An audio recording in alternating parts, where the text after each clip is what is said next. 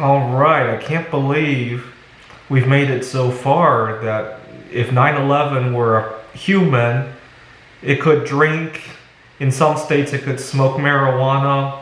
Just crazy how time has flown by. Like sometimes I'll be, I work at a tutoring center at a university, and sometimes I forget my students weren't alive during 9/11. And I'll say, oh, back during 9/11, this is the kind of technology we have. And I forget they weren't alive. I really do sometimes. And unfortunately, I'd love to say that 9/11 was one of those events in my life that the only event where I remember where it was. But unfortunately, our generation has had quite a few of these once in a lifetime events. And so I thought I would talk about other so-called flashbulb memories that I've had in my lifetime. Although I've read that flashbulb memories are not always accurate, but I like to believe mine are accurate. But I've had quite a few of these. My earliest one was the Oklahoma City bombing. Even though I didn't really understand what was going on, I was in second grade when one day another teacher had come into our classroom to whisper something to our teacher. I think one of them might have had a connection to Oklahoma for some reason. And both of them were on the verge of tears. And even though I was only 8 years old, I instantly knew it was something big. It wasn't just like they had a death in the family or maybe some kind of issue personally. We instantly knew something was up. And to her credit, my teacher kept her composure for the rest of the day. It was only until we got on, we got off the school bus to go home that my neighbors and our families were really concerned. And we turned on the news, and I still didn't understand what was going on. In my mind, it was just a big disaster with a lot of death and chaos. That's all it was. And that was the first time I ever saw something like that. I mean, I was alive during the first bombing at the World Trade Center in 1993, but I really didn't pay attention to the news at the time. Things were a lot simpler at the time, too. We didn't make a big mountain out of that for whatever reason. I suppose I was also alive during the stock market crash in '87, but I was very young at the time. Berlin Wall, I suppose. I heard about it later on, but not when it was going on. So Oklahoma was really my first flashbulb memory where I can kind of remember what I was doing, where I was, and all that. And then 4 years later, almost to the day, we had our first major school shooting. It was Columbine. And my classmates and I really didn't appreciate Columbine until one day, a few days after Columbine, we had been joking about, you gotta keep in mind we were in sixth grade, something about wanting to hurt each other's families or something like that. And our teachers got really upset that we had been talking about that. And he explained the gravity of what had happened at Columbine, and that's when it really hit us that this could happen. And then a few days after that, our school had a bomb threat, actually, and everybody took that seriously. Nobody went to school. I didn't hear about it, and by the time we got off the school bus, the school was only like 10% full, and that's when we heard there had been a bomb scare, and my parents came to pick me up. And that was the first time. People used to joke about wanting to hurt each other all the time, and most of the time it just blew over. But that time, everybody took it very seriously, and we learned after that not to joke about stuff like that. So that was a big turning point for a lot of us. And then not long after that, we were getting ready for Y2K, and I remember my family stocking up on a lot of dried foods, but I really didn't understand the gravity of it. I mean, I was excited for Y2K, and when I saw my family hoarding food, I thought it was just going to be a big party. And on the night of Y2K, I stayed up to watch. I actually started watching Y2K celebrations going on in the rest of the world on TV, and nothing happened, and I thought, okay, it's going to be our turn in a few hours, and I watched that one, and then I told my family, hey, let's go eat. Eat what? I thought we were going to celebrate all this dried food and all that. And I went to the kitchen, I started eating like crazy, but before I realized I was sick and I really wasn't having that great of a time, and that was that. Now my mom was 8 months pregnant, and then a week after that my brother was born, and so that was an exciting time for all of us at the time. And the first presidential election I really followed on the news was Bush versus Gore in 2000. And a month before that, there was the bombing of the USS Cole. That one didn't make that big a lasting impression on me. But the election did, though. We had just learned about how voting works in terms of the electoral colleges and all that. And I was fascinated to see what the voting areas would look like, and my mom took me there and she voted, and then we watched on the news, and to our horror we didn't get our results that night. It was a big mess. The next day newspapers were all over the place in terms of who won, and there was a lot of, if I remember correctly, there were a lot of TV commercials that made a parody out of it. Geico says that they won't know who won, but you could save 15% on your car insurance. And we had a good time watching that over and over and over. And I remember every night on the news when they would talk about Florida and put a picture of Florida on the headline. And I remember thinking, Florida looks like the shape of a gun. And eventually, I guess to this day, there's still a lot of controversy about who won that election. And then that takes us to 9/11. I was going to college part-time when 9/11 happened. My mom and I were in the financial aid office to figure out my tuition, and everybody seemed to be busy with something else.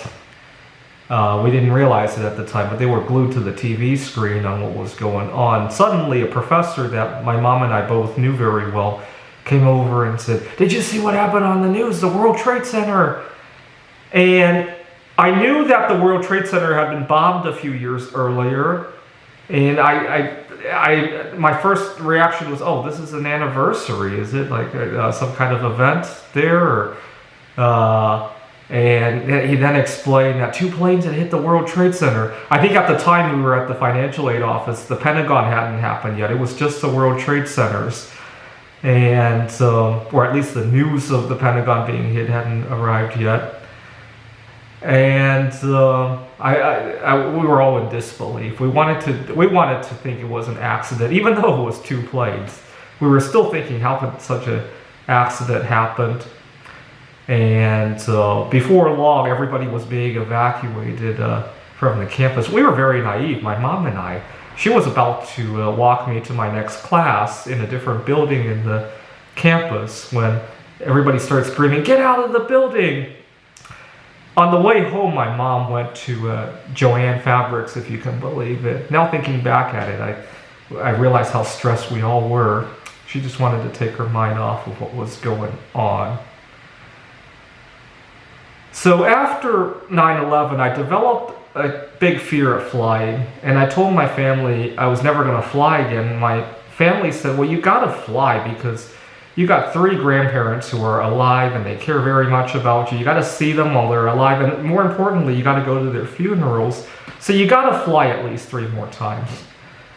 And I remember thinking and telling my family, maybe one day we'll have faster planes, and maybe it'll take an hour, 2 hours to go to Taiwan. I can put up with that. Right? It will be a really scary theme park ride for me, but I love going to theme parks. It never occurs to me that you can get killed in a theme park ride, or just like that kid earlier this year, because they're so quick. They're over in like 5 minutes, and so if we could fly to Taiwan in an hour, which I think someday we will be able to, I'll give that I'll think about that. And we left it at that. Well, turns out 20 years later, we still don't, well, at least the average person doesn't have access to that kind of technology, even still to this day. Anyways, and so I didn't fly for a number of years. Well, unfortunately, 2 years after 9/11, one Saturday morning, I turned on the news and discovered that one of the flying machines I was thinking about to go to Taiwan, it had also crashed. And it was a big disappointment for me because I was trying to get over my fear of flying when all that happened.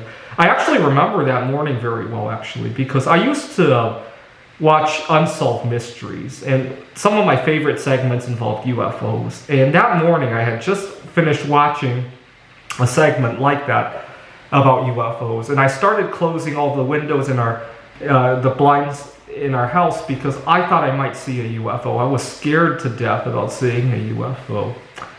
And then Saturday morning, Columbia crashed. I was working on my PhD, and I had started collecting coins. I took some of the money I was getting as my stipend and bought some silver coins. I couldn't afford gold or platinum or palladium at the time. I was only doing silver and copper, of course. And one week, silver prices had corrected a lot. I wasn't really following the news at the time, but silver had corrected a lot. I had gone to my favorite coin dealer, and it seemed like everything was on a fire sale. And he had, if I remember correctly, a bunch of these commemorative $1 coins, silver from the 1980s, Statue of Liberty, I think World Cup for one of the years. And I naively pulled out my credit card thinking I could just put it on my credit card. It didn't have a whole lot of cash on me. And he explained to me he can't take them because they would charge like a 5% fee or something like that. And I was riding a bicycle and I raced to the bank to get some cash because who knew how long that fire sale was going to last. I got the cash, I went back to the coin shop, I bought the coins, and I raced back to campus just in time to go to a class. When I got to the classroom, I couldn't hide my excitement. I was bragging about how I had got all this cheap silver. And my PhD advisor was really upset. And she said, do you even realize what's going on in the economy? I said, no, what happened? She said, the economy is crashing. Did you hear? Lehman Brothers went bankrupt and the government had to step in and bail out something. And I still had no idea what was going on. This was my first brush with understanding the financial markets. I just knew that I got a lot of silver for really cheap.